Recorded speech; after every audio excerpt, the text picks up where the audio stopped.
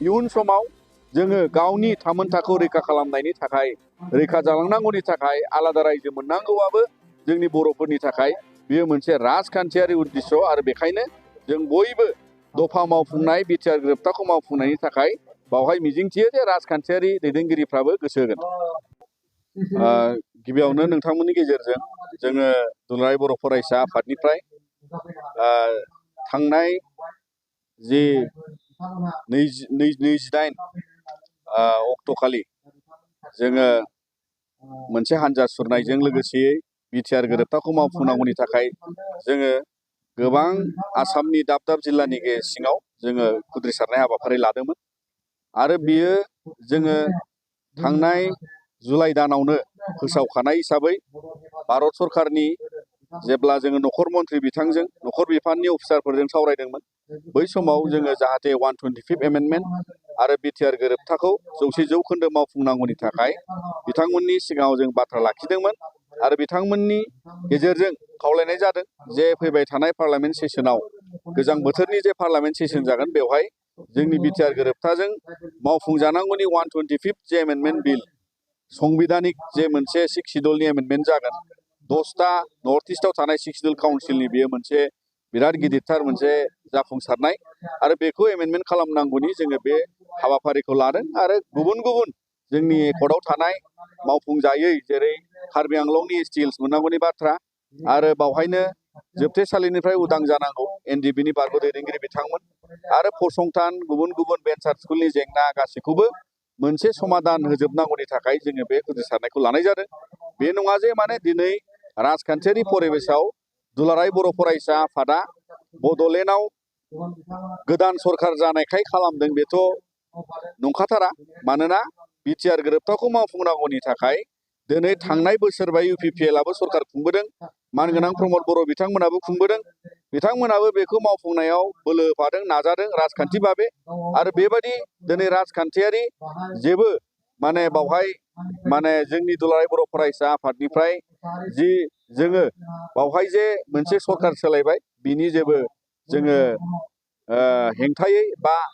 बे सरकारखौ नोजोर बोनानै जोङो खालायनाय जायाखै मानोना बावहाय हाग्रामा महिलारि बिथाङाबो गावबो उइटनेस बिटिआर गोरोबथा खालामनायाव बै समाव बिथाङानो चिफमोन आरो बेखायनो जों सानो बिथाङा जेखि बाथ्रा बुङा मानो बर' हारिनि आद्रा थानाय राजखान्थियारि जेंनाफोरनि समाधानाव बयबो दैदेनगिरिया गोसो होनांगौ आरो बावहाय दान्थे बिदान्थे खालामनानै माहारिनि दावगानांगौनि जेंनाखौ बोस्रांनायाव ओरैनो रावबो माने बावहाय खालिबोल' माने राजखान्थियारि खैसार खालामनाङा आरो बर' माहारिनि गोबां खेब दावहाजों 5,000नि बारा मुंख्लं जानायनि उनाव बर'फ्रा गावनि आइडेन्टिटि स्ट्रागलखौ लानानै गावनि थामोनथाइनि अट'नमि स्ट्रागलखौ लानानै जोङो दिनैबो 6 शिड्युल काउन्सिलावनो दंथ'यो आसामाव बर' कसारि वेलफेयार अट'नमास काउन्सिल दङ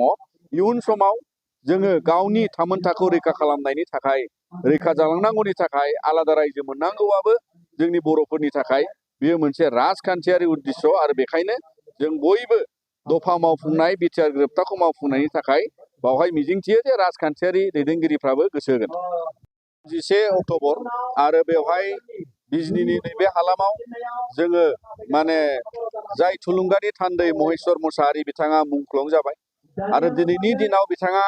मुंख्लं जादोंमोन 25 बोसोर सिगाङाव आरो दिनै बिथांमोना बेखौ रुफाथि फोरबो हिसाबै मोजाङैनो जाय थुलुंगानि थान्दै बिथांखौ गोसोखांनानै बाहाय हाबाफारि रनसायदों आरो दुलाराय बर' फरायसा आफादनिफ्राय जों सानो साफ्रोमबो मुंख्लं जाय मुंख्लं दिनै थुलुंगानि थान्दै महेश्वर मोसाहारिखौ लाफानानै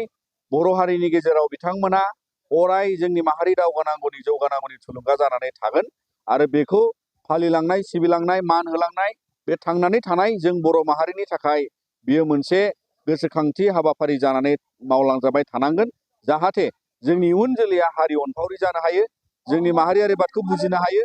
आरो बेबायदिनो जोङो गावजों गाव थुलुंगानायनि दावगानायाव गावखौ गाव गावजों गाव हारिखौ फोजाखांनानै जोङो दावगालांनायनि मोनसे थासारिखौ मोननो हागोन आरो बेखायनो दिनैनि बे गोथार सानाव नोंथांमोननि गेजेरजों जोङो बे हाबाफारियाव बाहागो लानायजों लोगोसे गोबां बावहाय बादायनाय खन्थाइ आवरायनाय हरखाबै बुंनाय भलिबल बादायनाय बेफोरो बर' माहारिखौ जौगाहोनांगौनि थाखाय मोनफा मोनफा थुलुंगानायनि हाबाफारि आरो बियो बेबायदिनो जोङो दिनै बयबो बेबायदि हारिनि जाय बिथांमोना मुंख्लं जाय हारियाव बिथांमोना दिनै माने दैदेनगिरि महरै बिर जोहोलाव महरै बाहागो लालांबाय। जेरै जों बर'नि बिफा बड'फानि मुङै गोबां जोङो गोसोखांथि हाबाफारि लानाय जायो। थिग बिदिनो मुंख्लं बिथांमोनखौ लानानै हारिखौ बोखांलांनो थाखाय जोङो बे दिनैनि थुलुंगानि थान्दै महेश्वर मोसाहारिनि हाबाफारिनिफ्राय जोङो नोंथांमोननि गेजेरजों खावलायो।